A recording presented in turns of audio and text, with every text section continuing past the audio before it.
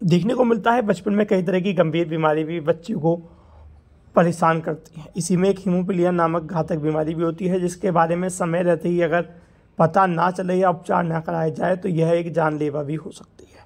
ऐसे में हमारे साथ लाला लाजपत राय मेडिकल कॉलेज बाल रोग विभाग अध्यक्ष डॉक्टर नवरत्न गुप्ता हैं। हमसे ये जानना चाहेंगे कि आखिर हीमोफीलिया किस तरीके से बच्चे में फैलता है और क्या इसका उपचार है। डॉक्टर साहब, देख रहे हैं कि हीमोफीलिया नामक बीमारी अब तेजी से बढ़ रही है, जिससे लोग ग्रस्त दिखाई देते हैं। ये क्या बीमारी है, इसका क्या उपचार है? बेसिकली ये हीमोफीलिया एक काफ़ी जन्मजात बीमारी है। इसमें जो बच्चों के खून के अंदर कुछ फैक्टर्स होते हैं, 13 फैक्टर होते हैं, उनमें से स्पेसिफिक फैक्टर 8 फैक्टर की और 9 फैक्टर की कमी के कारण ये बीमारी होती है।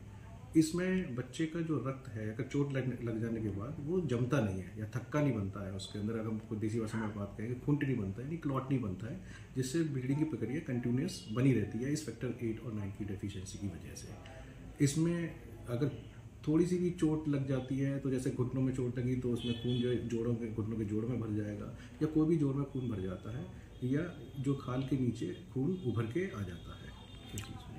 बताते हैं डॉक्टर साहब, इसका उपचार भी काफ़ी लंबा है और काफ़ी जो पीड़ा होती है दर्द की वो काफ़ी खतरनाक होती है। देखिए, इसमें जो कमी तो फैक्टर 8 की होती है। नॉर्मली ये कोई एक बच्चा 10 लाख में से इस बीमारी से ग्रसित होता है, और इसमें इसका जो केवल इलाज एकमात्र इलाज है कि हम जब या तो फैक्टर 8 की कमी है तो फैक्टर 8 चढ़ाएं, और अगर फैक्टर 9 की कमी है तो हम फैक्टर 9 चढ़ाएं, जिसमें से जिसको हम हीमोफीलिया ए फैक्टर 8 की कमी की वजह से कहते हैं, हीमोफीलिया बी जो है फैक्टर 9 की वजह से कहते हैं। जो कॉमन हीमोफीलिया है वो हमारे पास हीमोफीलिया ए है, जो फैक्टर 8 की कमी की वजह से रहता है। इसमें से हम एक प्लाज्मा होता है जो शरीर के रक्त से, जो मनुष्य के रक्त से निकलता है, उसमें फैक्टर 8 होता है। उसको छानकर जो फैक्टर 8 हम जो है वो चढ़ाते हैं, और जिस मात्रा में शरीर में आवश्यकता होती है, अगर उतना फैक्टर 8 हम नियमित तौर पे उसको चढ़ाते रहें तो ये बीमारी फिर अपने आप में कोई बीमारी नहीं रहती है, और जो बच्चा है या जो मनुष्य है जिसको बीमारी रहती है वो नॉर्मल ज़िंदगी जी सकता है, बशर्ते उसको समय समय पर जितने फैक्टर 8 की रिक्वायरमेंट है वो चढ़ा दे। आपने ये बात ठीक कही कि ये फैक्टर 8 जो है वो आसानी से मिलता है और वो काफ़ी कॉस्टली है, लेकिन भारत सरकार, उत्तर प्रदेश सरकार इसको मेडिकल कॉलेजों में जहाँ जहाँ कुछ मेडिकल चिन्हित किए हुए हैं वहाँ पर ये फ्री ऑफ कॉस्ट मिल रही है। जैसे हमारे मेडिकल कॉलेज मेरिट में भी हम फैक्टर 8 और फैक्टर 9 जो भी हीमोफीलिया के मरीज हैं वो आते हैं, और फ्री ऑफ कॉस्ट हमारे यहाँ से फैक्टर 8 और 9 उनको प्रोवाइड किया जाता है। उनका एक भी पैसा नहीं लगता। डॉक्टर साहब, कितने मरीज अपने यहाँ पंजीकृत हैं?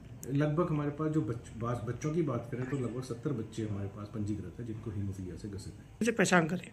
बेसिकली बेसिकली ये एक तरह से जन्मजात बीमारी है। अगर बचपन में ही जैसे हम कोई टूट जब हम कट करते हैं तो उस टूट के ऊपर से ब्लीडिंग बहुत ज़्यादा होना शुरू हो जाती है, तो ये हम देख सकते हैं। दूसरी ये कोई भी साधारण चोट लगने पर उसका थक्का ना बनना या खूंट ना बनना, जो खून का रिसाव अगर कम नहीं होता है तो ये, अगर वो प्राय ये मेल यानी कि लड़कों में होती है, अगर बच्चा मेल है और अगर उसका थक्का नहीं बन रहा है तो ये एक निशानी बन जाती है कि इसका चेक कराएं कहीं ये हीमोफीलिया से डिसीज तो ग्रसित नहीं है। अगर किसी घर में अगर किसी को हीमोफीलिया है और तो उसके बच्चों का चेकअप हो कि उसको हीमोफीलिया है या नहीं है। ऐसा हो सकता है कि वो हीमोफीलिया का केवल ट्रांसफर हो, वो क्लिनिकली नॉर्मल हो तो अगली पीढ़ी में वो ट्रांसफर कर सकता है। तो ऐसे में कह सकते हैं अगर किसी भी व्यक्ति को इस तरह की कोई भी समस्या हो तो वह अपनी तुरंत जांच कराए, जिससे कि अगर इस तरह की कोई बीमारी होगी तो उसका उपचार हो सकता है। लोकल 18 मिनट से विशाल भटनागर की रिपोर्ट।